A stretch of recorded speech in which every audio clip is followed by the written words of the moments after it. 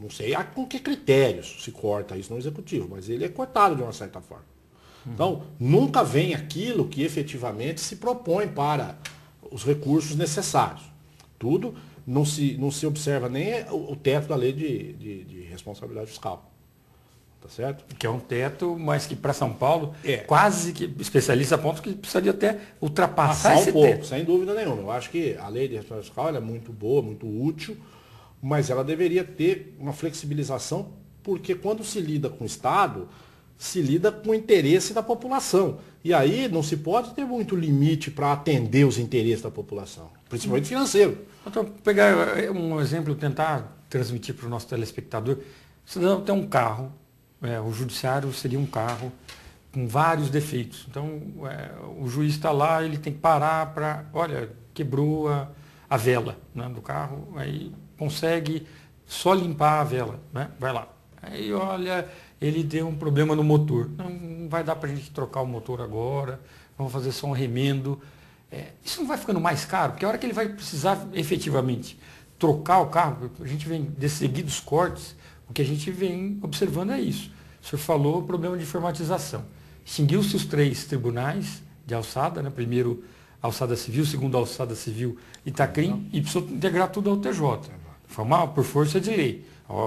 Criou-se uma estrutura completamente diferente. Gigante. Gigante. E que precisava de verba para gerenciar melhor essa estrutura. Né? É intuitivo isso. Olha, a gente sai de coisas pequenas, transforma uma coisa maior. No primeiro momento vai ter mais gasto. Para até no futuro imaginar que nós vamos ter um ganho de escala, alguma outra coisa correlata.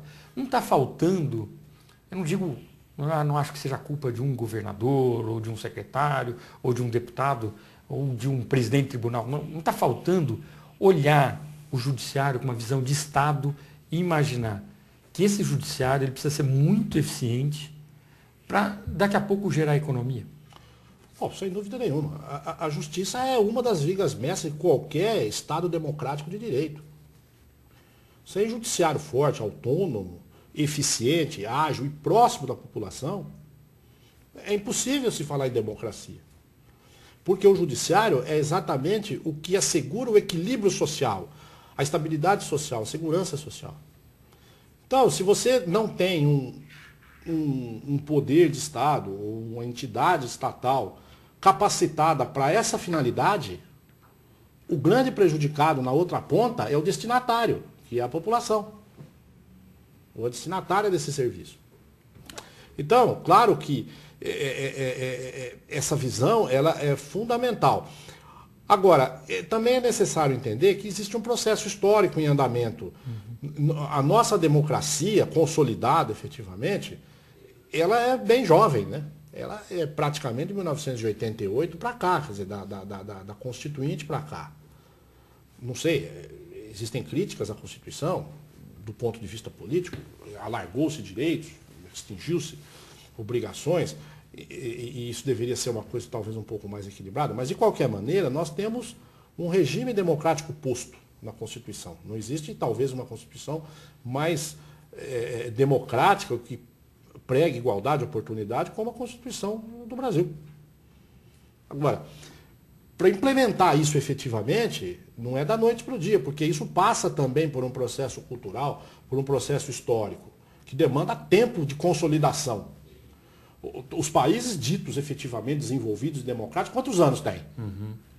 Exceto os Estados Unidos, que tem mais ou menos a nossa mesma idade, mas que tem uma realidade um pouco diferente do restante da América, da América Latina, histórica. Mas o berço de todos esses regimes democráticos, Estado de Direito, etc., são países do velho mundo, quer dizer, países que têm 2, 3, 4 mil anos de civilização, passaram por guerra, por sistema de reciclagem durante o período. Difícil, quer dizer, para consolidar. O Brasil ainda é muito jovem também. Então eu acho que, historicamente, o caminho que está sendo trilhado é muito bom. Precisa ser feitos alguns ajustes, alguns reparos, principalmente, nisso que você falou. Quer dizer, precisa conscientizar a população, também os governantes, os demais poderes, que sem judiciário não há Estado democrático de direito consolidado. Você pode ter um arremedo de democracia, mas Estado de direito efetivamente equilibrado, com crescimento, com oportunidade, com igualdade entre todos, vai ser muito difícil. Tá certo. Doutor, uma última pergunta. Essas prerrogativas, muitas vezes confundidas com privilégios por alguns setores, para o juiz, vou dar 2 exemplos: inamovibilidade e a irredutibilidade de vencimento. São 2 prerrogativas. As pessoas às vezes dizem, olha, mas ele não vai nunca diminuir o salário, pouco importa. Isso é mais para o juiz ou é mais para a sociedade? Para a sociedade. Isso é uma garantia de exercício da função. É equívoco falar que a prerrogativa é do juiz, pessoa. A prerrogativa é do cargo. Para que existe a prerrogativa? Para que ele possa desempenhar a atividade jurisdicional de forma adequada, com independência, com soberania. Correto? Com austeridade, com todo mais, com os atributos que tem que ter. Sob pena de quê? Sob pena de ele ser pressionado com ingerência política e se afastar do pressuposto básico da judicatura, que é a imparcialidade. E não há uma coisa pior na face da terra do que ter um juiz parcial. Sem dúvida nenhuma. Isso é terrível. Tá. Então, aqui, doutor, eu queria abrir espaço para as considerações finais do senhor e uma vez mais agradecer a gentileza, o carinho e a simpatia do senhor com o nosso programa e com o nosso telespectador. Imagina, eu quero deixar aí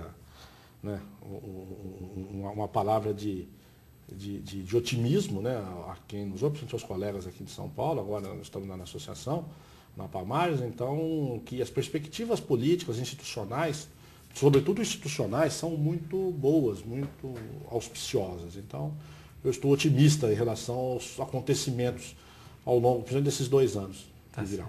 Muito obrigado. Eu que agradeço a oportunidade. E assim encerramos o nosso Frente a Frente com a Justiça. Tenham todos uma ótima semana e até o próximo programa.